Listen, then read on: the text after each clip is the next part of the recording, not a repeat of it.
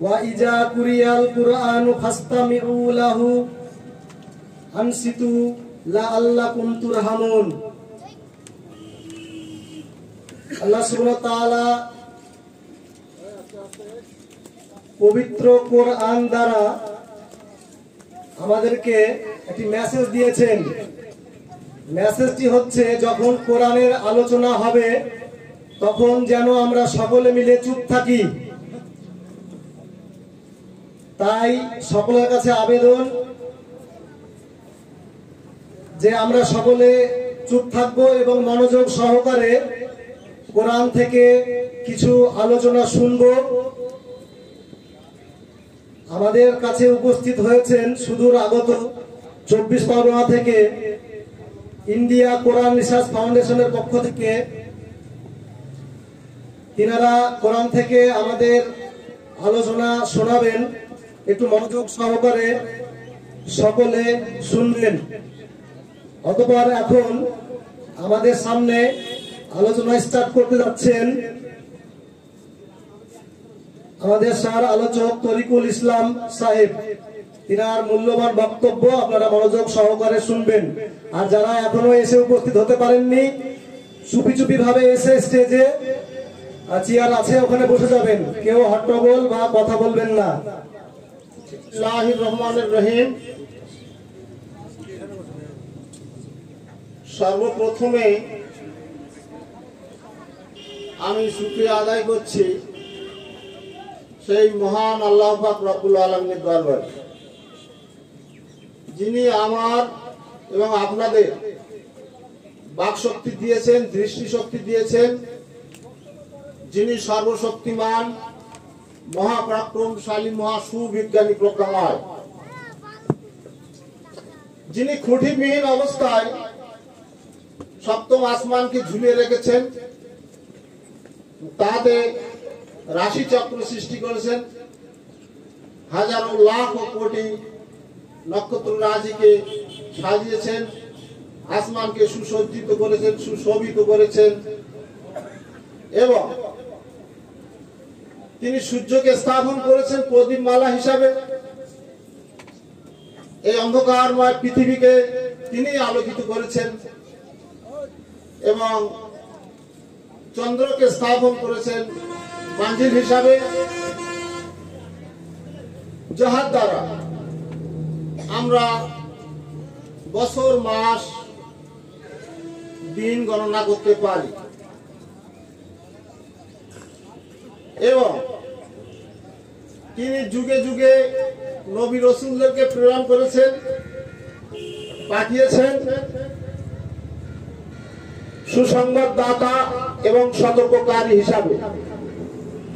সেই সব নবী রাসূলদের প্রতি হাজারো লাখো সালাম বর্ষিত হোক। সম্মানিত আজকের সভার সভাপতি মহাশয়, উলামায়ে কেরামগণ, সম্মানিত উপস্থিতি ও সম্মানিতা মা ও বোনেরা, সকলের প্রতি আল্লাহর রহমত ও শান্তি বর্ষিত হোক। সালামুন আলাইকুম। বিসমিল্লাহির রহমানির রহিম। রব্বি আউযু বিকা মিন হামাযাতিশ শায়াতিন রব্বি জিদনি ইলমা।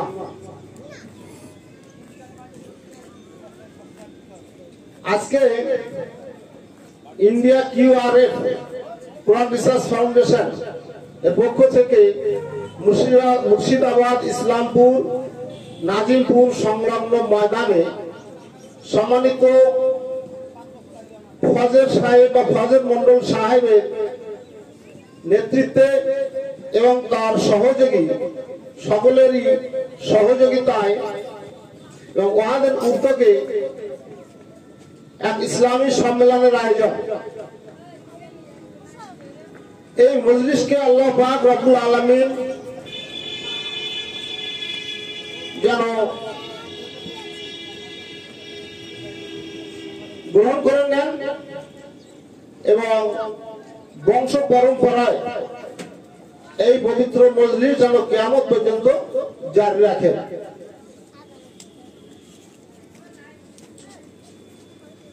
সর্বপ্রথমে আপনারা জানেন, আপনারা কিতাব অধ্যয়ন করেন, অনেক জ্ঞানী মানুষ এখানে উপস্থিত আছেন। আমি অল্প জ্ঞানী মানুষ।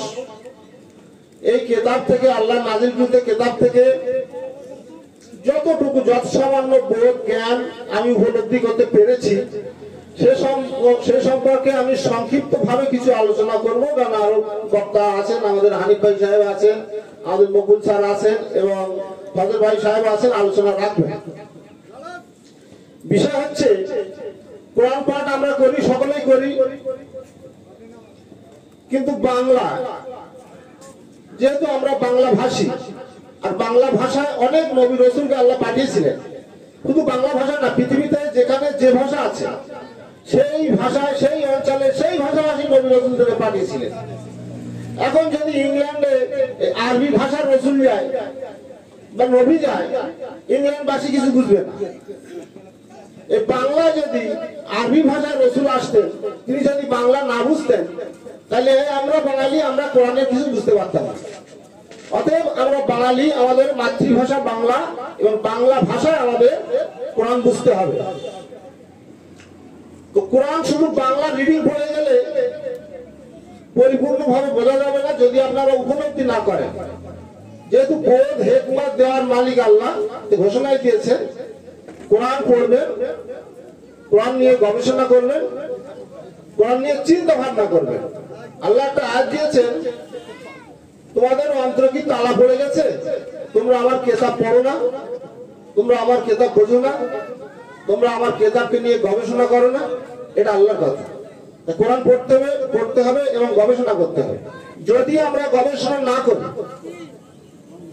তাহলে এই কিতাব থেকে পরিপূর্ণ আমরা কিছু জ্ঞান অর্জন করতে পারবো না। যেমন আল্লাহ রাব্বুল আলামিন একটা আয়াত দিয়েছেন যে আমি মৃত ব্যক্তিকে পরে জীবিত করি এবং তার মধ্যে আলো দিই এবং মানুষের মধ্যে বিচরণ ঘটাই। এটা তো বাংলা কথা। এখন এই বাংলা কথা পড়ে কে কতটা উপলব্ধি বোধ করবে, গবেষণা করতে হবে।